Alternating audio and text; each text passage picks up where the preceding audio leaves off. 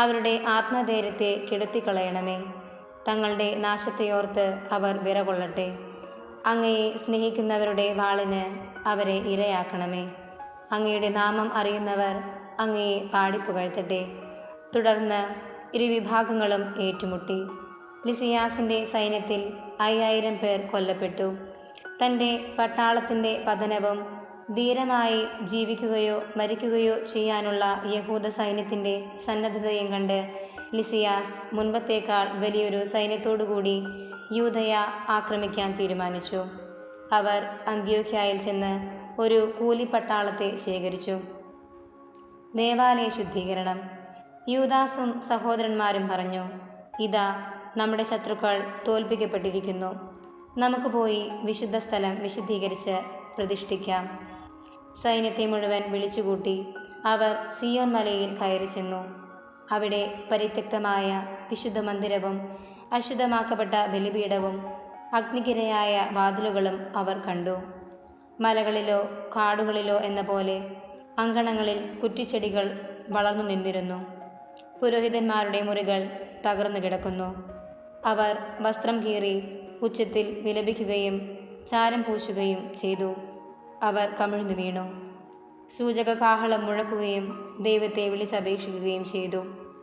അനന്തരം താൻ വിശുദ്ധ സ്ഥലം വിശുദ്ധീകരിക്കുന്നതുവരെ കോട്ടയിലുള്ളവർക്കെതിരെ യുദ്ധം ചെയ്യാൻ യൂദാസ് കുറേ പേരെ നിയോഗിച്ചു.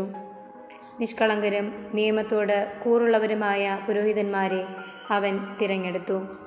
അവൻ വിശുദ്ധ സ്ഥലം വിശുദ്ധീകരിക്കുകയും അശുദ്ധമാക്കപ്പെട്ട കല്ലുകൾ ശുദ്ധമല്ലാത്ത ഒരു സ്ഥലത്ത് മാറ്റിവെക്കുകയും ചെയ്തു. അശുദ്ധമാക്കപ്പെട്ട ദഹനബലിപീഠം എന്തു ചെയ്യണമെന്ന് അവർ ആലോചിച്ചു. വിജാതിയർ അശുദ്ധമാക്കിയ ബലിപീഠം തങ്ങൾക്ക് ആക്ഷേപകരമായി തീരാതിരിക്കേണ്ടതിന് അത് നശിപ്പിച്ച് കളയുക തന്നെയാണ് വേണ്ടതെന്ന് അവർ തീരുമാനിച്ചു. അതനുസരിച്ച് അവർ അത് തച്ചുടയ്ക്കുകയും അതിൻ്റെ കല്ലുകൾ എന്തു ചെയ്യണമെന്ന് ഒരു പ്രവാചകൻ വന്ന് നിർദ്ദേശിക്കുന്നതുവരെ അവ ദേവാലയം സ്ഥിതി ചെയ്യുന്ന കുന്നിൽ തന്നെ സൗകര്യപ്രദമായ ഒരു സ്ഥലത്ത് സൂക്ഷിക്കുകയും ചെയ്തു. പിന്നീട് അവർ നിയമം നിർദ്ദേശിക്കുന്ന പ്രകാരം ചെത്തിമിനുക്കാത്ത കല്ലുകൾ കൊണ്ട് മുൻപത്തേതുപോലെ ഒരു ബലിപീഠം നിർമ്മിച്ചു. വിശുദ്ധ സ്ഥലവും ദേവാലയ അന്തർഭാഗവും വീണ്ടും നിർമ്മിക്കുകയും അങ്കണങ്ങൾ വിശുദ്ധീകരിക്കുകയും ചെയ്തു. അവർ വിശുദ്ധ പാത്രങ്ങൾ പുതുതായി ഉണ്ടാക്കി. വിളക്കുകാലും ധൂപപീഠവും മേശയും ദേവാലയത്തിലേക്ക് കൊണ്ടുവന്നു. അവർ പീഠത്തിൽ ധൂപമർപ്പിക്കുകയും വിളക്കുകാലിലെ ദീപങ്ങൾ തെളിയിക്കുകയും ചെയ്തു. ദേവാലയത്തിനുള്ളിൽ പ്രകാശം പരന്നു. അവർ അപ്പം മേശമേൽ വച്ചു, തിരശീല ഇടുകയും ചെയ്തു. അങ്ങനെ തുടങ്ങിയ പ്രവൃത്തികളെല്ലാം അവർ പൂർത്തിയാക്കി.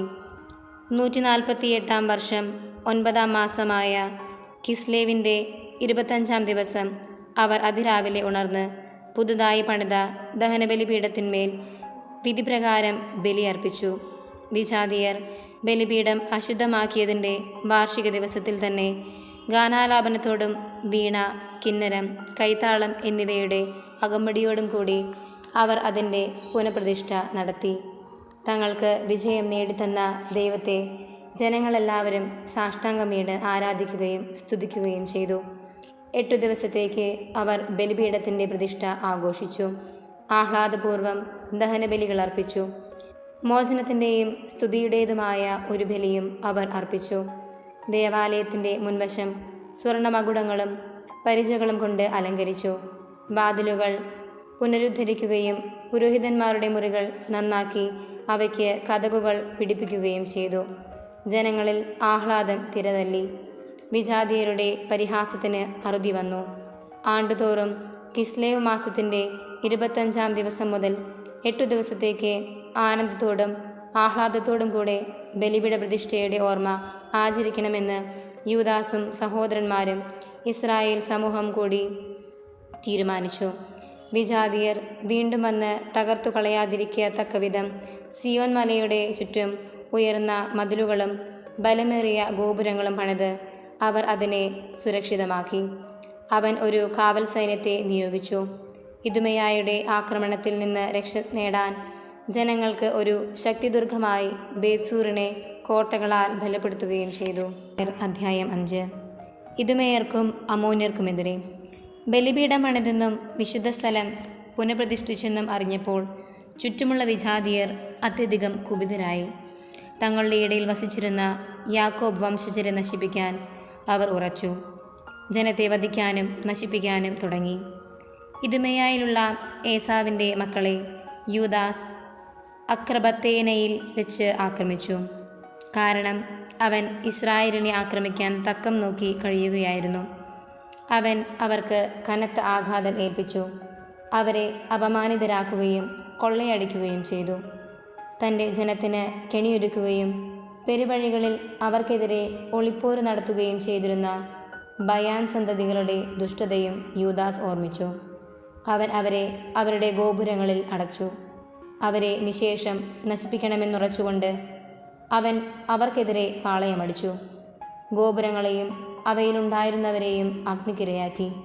പിന്നീട് അവൻ അമ്മോന്യർക്കെതിരെ തിരിഞ്ഞു. തിമോഥെയോസിൻ്റെ നേതൃത്വത്തിൽ പ്രബലമായ ഒരു സൈന്യത്തെയും വളരെയധികം ആളുകളെയും അവിടെ അവന് നേരിടേണ്ടി വന്നു.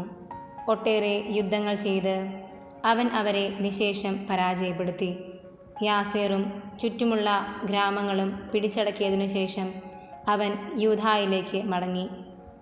ഗിലെയാദിലും ഗലീലിയിലും യുദ്ധം.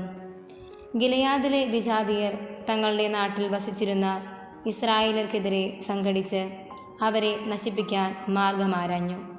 എന്നാൽ അവർ ദത്തേമാ കോട്ടയിൽ അഭയം തേടി.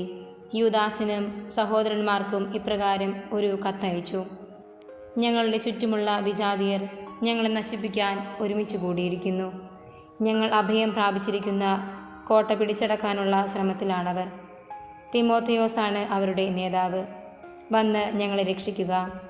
ഞങ്ങളിൽ വളരെ പേർ ഇതിനകം മരിച്ചു കഴിഞ്ഞു.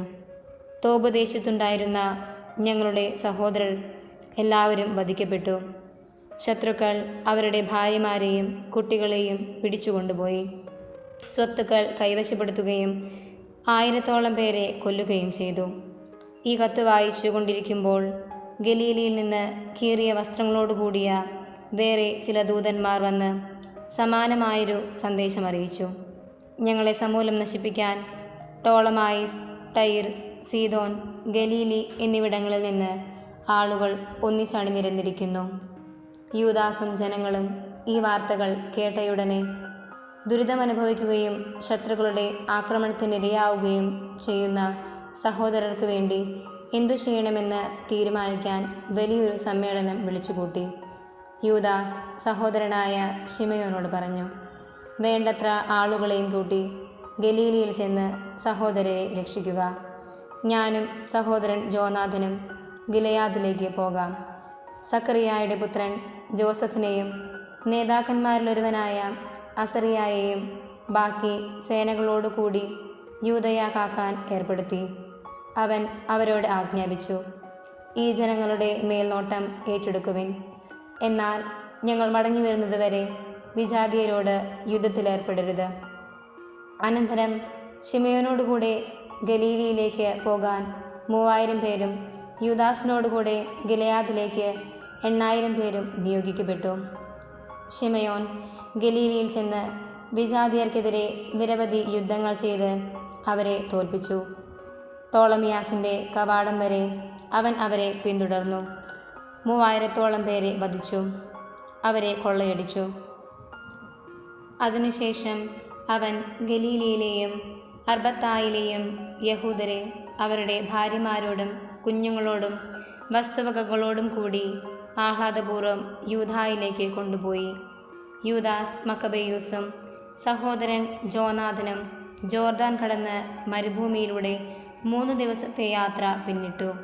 അവിടെ നബത്തേയർ അവരെ സ്വാഗതം ചെയ്യുകയും ഗിലെയാദിലുള്ള സഹോദരർക്ക് സംഭവിച്ചവയെല്ലാം അറിയിക്കുകയും ചെയ്തു. അവരിൽ അനേകം പേരെ ബൊസ്ര, ബോസോർ, അലെമ, കാസ്ഫോ, മാക്കേദ്, കാർണയും എന്നീ നഗരങ്ങളിൽ ബന്ധനസ്ഥരാക്കിയിരിക്കുകയാണ്. ഇവ സുശക്തങ്ങളായ പട്ടണങ്ങളാണ്. കുറേ പേരെ ഗിലെയാദിലെ മറ്റ് നഗരങ്ങളിലും അടച്ചിട്ടിരിക്കുന്നു. നാളെ തന്നെ കോട്ടകൾ ആക്രമിക്കുന്നതിനും ഒരു ദിവസം കൊണ്ട് ആളുകളെ സമൂലം നശിപ്പിക്കുന്നതിനും ശത്രുക്കൾ ഒരുങ്ങുന്നു. യൂദാസും സൈന്യവും തിടുക്കത്തിൽ അവിടെ നിന്ന് തിരിച്ച് മരുഭൂമിയിലൂടെ യാത്ര ചെയ്ത് ബൊസ്രയിലെത്തി. അവർ നഗരം കീഴടക്കി. പുരുഷന്മാരെ എല്ലാവരെയും വാളിനിരയാക്കി. വസ്തുവകകൾ കൊള്ളയടിച്ചതിന് ശേഷം അവൻ നഗരം തീവച്ച് നശിപ്പിച്ചു. രാത്രിയായപ്പോൾ അവൻ അവിടെ നിന്ന് പുറപ്പെട്ട് ദത്തേമ കോട്ട വരെ എത്തി. പ്രഭാതത്തിൽ അസംഖ്യം ആളുകൾ കോട്ട പിടിച്ചടക്കാനും അതിലുള്ള യഹൂദരെ ആക്രമിക്കാനും കോവണികളും യന്ത്രമുട്ടികളുമായി മലയിൽ നിന്ന് ഇറങ്ങി വരുന്നത് കണ്ടു. യുദ്ധം തുടങ്ങിക്കഴിഞ്ഞെന്നും നഗരത്തിൻ്റെ വിലാപം വലിയ നിലവിളികളോടും കാഹളധ്വനികളോടും കൂടി സ്വർഗത്തിലേക്ക് ഉയരുന്നു എന്നും യൂദാസ് കണ്ടു.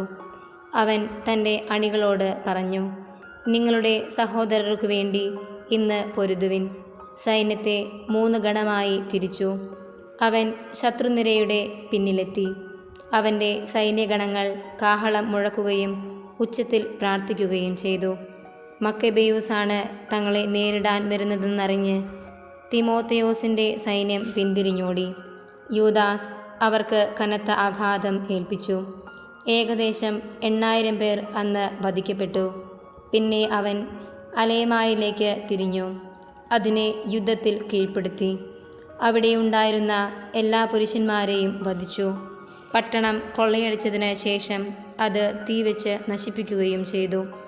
തുടർന്ന് അവൻ കാസ്ഫോ, മാക്കേദ്, ബോസോർ എന്നിവയും ഗിലെയാദിലെ മറ്റു നഗരങ്ങളും പിടിച്ചടക്കി. തിമോത്തേയോസ് മറ്റൊരു സൈന്യത്തെ ശേഖരിച്ച് നദിയുടെ മറുകരയിൽ റാഫോണിനെതിരെ പാളയമടിച്ചു. അവരുടെ നീക്കങ്ങൾ അറിയുന്നതിന് യൂദാസ് ചാരന്മാരെ അയച്ചു. അവർ മടങ്ങിവന്ന് പറഞ്ഞു, നമുക്ക് ചുറ്റുമുള്ള സകല വിജാതീയരും അവൻ്റെ പക്ഷത്തുണ്ട്. അത് വലിയൊരു സൈന്യമാണ്. സഹായത്തിന് അറബികളെ അവർ കൂലിക്കെടുത്തിട്ടുണ്ട്. നിന്നോട് യുദ്ധം ചെയ്യാൻ തയ്യാറായി അവർ നദിക്ക് അക്കരെ പാളയമടിച്ചിരിക്കുകയാണ്. ഇതു കേട്ട യൂദാസ് അവരെ നേരിടാൻ പുറപ്പെട്ടു.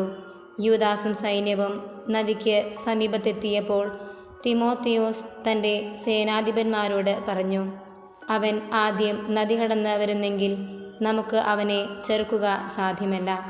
അവൻ നമ്മെ തോൽപ്പിക്കുമെന്നത് തീർച്ച തന്നെ. മറിച്ച് ഭയം തോന്നി അവൻ അക്കരെ തന്നെ പാളയമടിച്ചാൽ നമുക്ക് നദി കടന്നു ചെന്ന് അവനെ തോൽപ്പിക്കാം.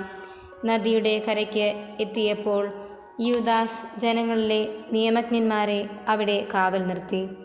അവൻ അവരോട് കൽപ്പിച്ചു, ആരെയും പാളയമടിക്കാൻ അനുവദിക്കരുത്. എല്ലാവരും യുദ്ധത്തിലേർപ്പെടട്ടെ. അവൻ ശത്രുക്കൾക്കെതിരെ ആദ്യം നദി കടന്നു. സൈന്യം അവനെ അനുഗമിച്ചു. വിജാതീയർ പരാജിതരായി. ആയുധങ്ങൾ ഉപേക്ഷിച്ച് അവർ കാർണയിമിലെ ക്ഷേത്രത്തിൽ അഭയം തേടി. യൂദാസ് നഗരം പിടിച്ചടക്കി. ക്ഷേത്രത്തെ അതിലുള്ള എല്ലാവരോടും കൂടി അഗ്നിക്കിരയാക്കി. അങ്ങനെ കാർണയും കീഴടക്കപ്പെട്ടു. യൂദാസിനോട് എതിർത്ത് നിൽക്കാൻ അവർക്ക് കഴിഞ്ഞില്ല.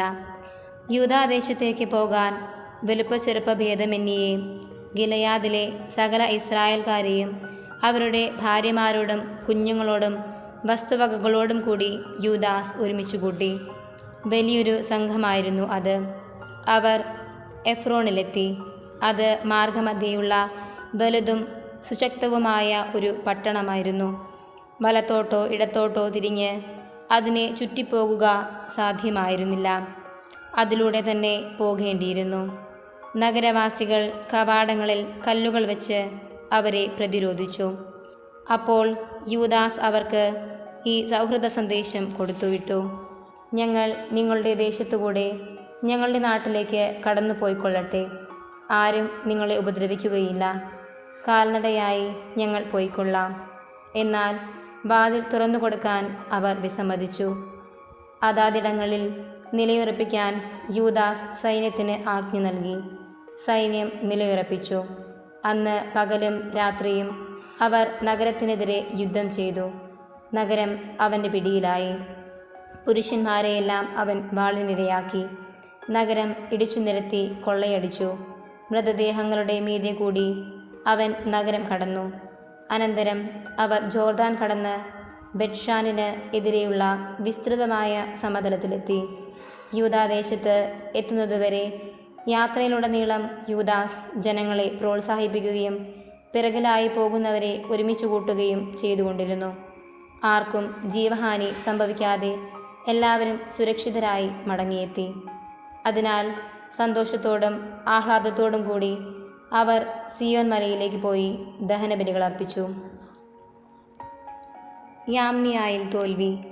യൂദാസും ജോനാഥനും ഗിലെയാദിലും അവരുടെ സഹോദരൻ ശിമയോൻ ടോളമായിസിനെതിരെയുമുള്ള ഗലീലിയിലുമായിരിക്കുമ്പോൾ അവരുടെ ധീരപരാക്രമങ്ങളെയും വീരോചിതമായ യുദ്ധത്തെയും കുറിച്ച് സേനാനായകന്മാരായ അസറിയായും സക്കറിയായുടെ പുത്രൻ ജോസഫും കേട്ടു. അവർ പറഞ്ഞു, നമുക്കും കീർത്തി നേടാം, നമുക്ക് ചുറ്റുമുള്ള വിജാതീയരോട് യുദ്ധം ചെയ്യാം. അവർ തങ്ങളുടെ സൈന്യനിരകൾക്ക് ആജ്ഞ കൊടുത്തു. അവർ യാമ്നിയായ്ക്കെതിരെ നീങ്ങി. ഗോർജിയാസും സൈന്യവും അവരെ നേരിടാൻ പട്ടണത്തിന് പുറത്തു വന്നു. അവർ ജോസഫിനെയും അസറിയായെയും തുരത്തി യൂദായുടെ അതിർത്തികൾ വരെ അവരെ ഓടിച്ചു. ഇസ്രായേൽക്കാരിൽ 2000-ഓളം പേർ അന്ന് മരിച്ചു വീണു. യൂദാസിനെയും സഹോദരന്മാരെയും അനുസരിക്കാതെ ധീരകൃത്യം ചെയ്യാൻ മോഹിച്ച സേനാ നായകന്മാർ നിമിത്തം ജനത്തിന് ഈ കനത്ത പരാജയം സഹിക്കേണ്ടി വന്നു. എന്നാൽ ഇസ്രായേലിന് മോചനം നേടിക്കൊടുത്തവരുടെ കുടുംബത്തിൽപ്പെട്ടവരായിരുന്നില്ല ഇവർ. യൂദാസും സഹോദരന്മാരും ഇസ്രായേലിലും വിജാതീയരുടെ ഇടയിലും അവരുടെ നാമം അറിയപ്പെട്ട എല്ലായിടത്തും സമാദരിക്കപ്പെട്ടു. ജനങ്ങൾ അവർക്ക് ചുറ്റും കൂടി അവരെ പുകഴ്ത്തി. പിന്നീട് യൂദാസും സഹോദരന്മാരും തെക്കോട്ട് സൈന്യത്തെ നയിച്ച് ഏസാവു വംശജരോട് യുദ്ധം ചെയ്തു. ഹെബ്രോണും അതിൻ്റെ ഗ്രാമങ്ങളും അവർ കീഴ്പ്പെടുത്തി. കോട്ടകൾ തകർത്തു. ചുറ്റുമുള്ള ഗോപുരങ്ങൾ അഗ്നിക്കിരയാക്കി. അനന്തരം ഫിലിസ്ത്യദേശം ആക്രമിക്കാൻ അവർ മരീസായിലൂടെ കടന്നുപോയി. അന്ന് തങ്ങളുടെ ധീരത പ്രദർശിപ്പിക്കാൻ ബുദ്ധിശൂന്യമായി യുദ്ധത്തിന് പുറപ്പെട്ട ഏതാനും പുരോഹിതന്മാർ മരിച്ചു വീണു. യൂദാസ് ഫിലിസ്ത്യദേശത്തെ അസോത്തൂസിലേക്ക് തിരിച്ചു.